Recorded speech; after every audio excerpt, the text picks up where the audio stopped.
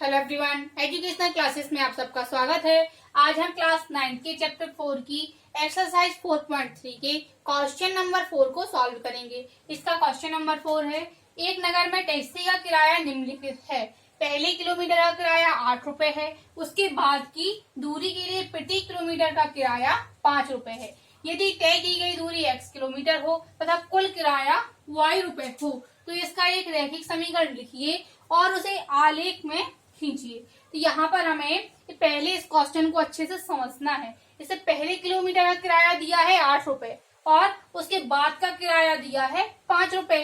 कुल दूरी कही गई है कि x किलोमीटर है और कुल किराया बताया गया है कि y रुपए है। पहले हम इसको अच्छे से समझ लेते हैं। यहाँ पर कुल दूरी दी गई है x किलोमीटर, तो हमने कुल दूरी लिखी x किलोमीटर। इसमें इसके पहले किलोमीटर यानी 1 किलोमीटर का किराया कहा गया है कि 1 किलोमीटर का किराया है इसमें 8 रुपए। यहाँ हम किराया लिखेंगे 8 रुपए। अब कहा गया है इसके बाद की दूरी, कुल दूरी हमारी x थी, इसमें से हमने 1 किलोमीटर चल लिया है। जब 1 किलोमीटर हम आगे चल दिए हैं तो यहाँ पर अब शेष दूरी बचेगी हमारी x माइनस 1 किलोमीटर, यह हो जाएगी यहाँ पर शेष दूरी। और इसका जो शेष दूरी है यहाँ पर कहा गया है उसके बाद की प्रति किलोमीटर की दूरी का किराया दिया है 5 रुपए। इसका किराया दिया है यहाँ पर 5 रुपए। तो इसको अभी हमने इस प्रकार से समझा है कि कुल दूरी हमारी x किलोमीटर हो गई और इसके 1 किलोमीटर का किराया 8 रुपए है और शेष दूरी जो है उसका किराया दिया है 5 रुपए। जब हम इसको सॉल्व करते हैं, दिया है कुल दूरी बराबर x किलोमीटर तथा कुल किराया बराबर y रुपए। यहाँ पर हमें कुल दूरी दी गई है और कुल किराया दिया गया है। अब यहाँ पर साथ ही कहा गया है पहले किलोमीटर का किराया है 8 रुपए, तो हम लिखेंगे चूंकि पहले किलोमीटर का किराया बराबर 8 रुपए। अब यहाँ पर उसके बाद की दूरी कही गई है, यहाँ पर शेष दूरी हमने निकाली है। यहाँ पर शेष दूरी हमने इस प्रकार से यहाँ ज्ञात की थी, पूरी थी यहाँ पर x, उसमें से एक घटा देंगे तो शेष दूरी निकल आएगी। यहाँ शेष दूरी हो जाएगी हमारी x माइनस 1 किलोमीटर और इसके लिए शेष किराया हो जाएगा यहाँ पर। अब कुल दूरी में हम 5, इसमें जो शेष दूरी बची है उसमें हम 5 का गुणा कर देंगे, उसके बाद का किराया 5 रुपए है, तो यहाँ हो जाएगा 5 टू x माइनस 1। यहाँ प्राप्त हो जाएगा 5x माइनस 5, यह हो जाएगा शेष किराया।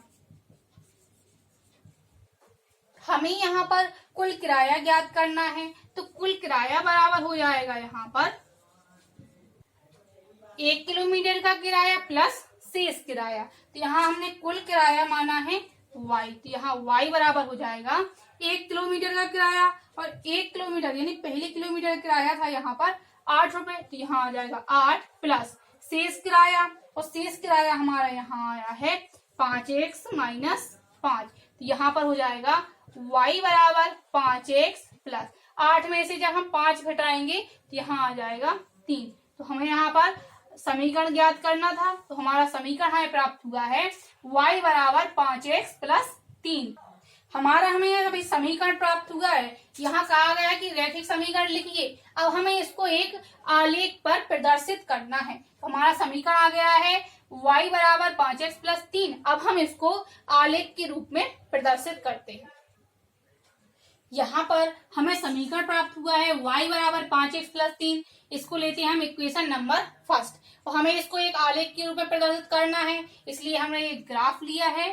और आलेख पर सबसे पहले तभी हम निरूपित कर पाएंगे जब हमें बिंदु पता हो। बिंदु ज्ञात करने के लिए हम एक सारणी बनाते हैं, इसमें x और y लेते हैं और x और y x के क्रमशः मान लेते जाएंगे तो हमें y के मान प्राप्त होते जाएंगे। और हम जानते हैं कि 2 बिंदुओं की आवश्यकता होती है किसी भी आलेख को प्रदर्शित करने के लिए, परंतु शुद्धता की दृष्टि से कि वह सभी मान सही आ रहे हैं या नहीं, यह देखने के लिए हम कम से कम 3 मान लेते हैं। इसके लिए हम एक बार x बराबर 0 रखेंगे, 1 रखेंगे, फिर -1 रखेंगे, तो हमें y के मान प्राप्त होते जाएंगे। फिर हम उसको आलेख पर प्रदर्शित करेंगे। तो समीकरण 1 में x बराबर 0 रखने पर जब हम समीकरण 1 में x बराबर 0 रखेंगे तो y बराबर हो जाएगा 5 इंटू 0 प्लस 3। 5 का गुणा 0 में करेंगे तो यहाँ 0 आ जाएगा प्लस 3, तो y बराबर है प्राप्त हो जाएगा यहाँ से 3। x बराबर 0 पर y का मान है प्राप्त हो गया 3। इसको हम मानों को हम सारणी में तुरंत फिल करते जाएंगे जिससे हमारे मान है प्राप्त होते जाएं। अब समीकरण 1 में x बराबर 1 रखने पर, जब हम समीकरण 1 में x बराबर 1 रखेंगे तो यहाँ y बराबर हो जाएगा 5 इंटू 1 प्लस 3। यहाँ y बराबर आ जाएगा 5 का जब गुणा हम 1 में करेंगे तो यहाँ 5 आएगा प्लस 3 हो जाएंगे, तो y बराबर आ जाएगा यहाँ से 8। इस प्रकार x बराबर 1 पर y का हमें मान प्राप्त हुआ है 8। इसी प्रकार से समीकरण 1 में x बराबर -1 रखने पर, जब हम समीकरण 1 में x बराबर -1 रखेंगे तो y बराबर हो जाएगा 5 इंटू यहाँ -1 आ जाएगा प्लस 3, तो y बराबर हो जाएगा यहाँ -5 प्लस 3, y बराबर आ जाएगा -2। क्योंकि यहाँ पर ये है -5 प्लस के 3, माइनस की संख्या बड़ी है इसलिए यहाँ पर चिन्ह आएगा माइनस का। तो यहाँ -1 पर y का मान आया है -2। अब इन मानों को हम इस आलेख में प्रदर्शित करते हैं। हमें बिंदु प्राप्त हुए हैं 0, 3, 1, 8, -1, -2। हमें इन बिंदुओं को इस निर्देशांक अक्ष पर निरूपित करना है। हम इनको निरूपित करते हैं और ये हम जानते हैं कि बिंदु हम हमेशा x y के रूप में ही निरूपित करते हैं। पहले देखेंगे हम x का बिंदु और उसके बाद देखेंगे हम y का बिंदु। इसमें x अक्ष पर 0 हमेशा हमारा यहाँ रहेगा, y अक्ष पर 3, तो यहाँ हमें बिंदु प्राप्त हो जाएगा 0, 3। अगला बिंदु है 1, 8। हमें x अक्ष पर देखना है 1 और y अक्ष पर देखना है 8, तो ये x अक्ष पर 1 y अक्ष पर 8, तो यहाँ हमें बिंदु प्राप्त हो जाएगा 1, 8। नेक्स्ट बिंदु है इसमें -1, -2। x अक्ष पर आना चाहिए -1 और y अक्ष पर -2। देखो x अक्ष पर -1 हमारा यहाँ पर है, ये माइनस के बिंदु इस साइड होते हैं क्योंकि हमने x अक्ष पर देखना है -1 और y अक्ष पर -2, तो हमें ये बिंदु प्राप्त हो जाएगा यहाँ पर -1, -2। अब हम इन बिंदुओं को आपस में मिलाते हैं।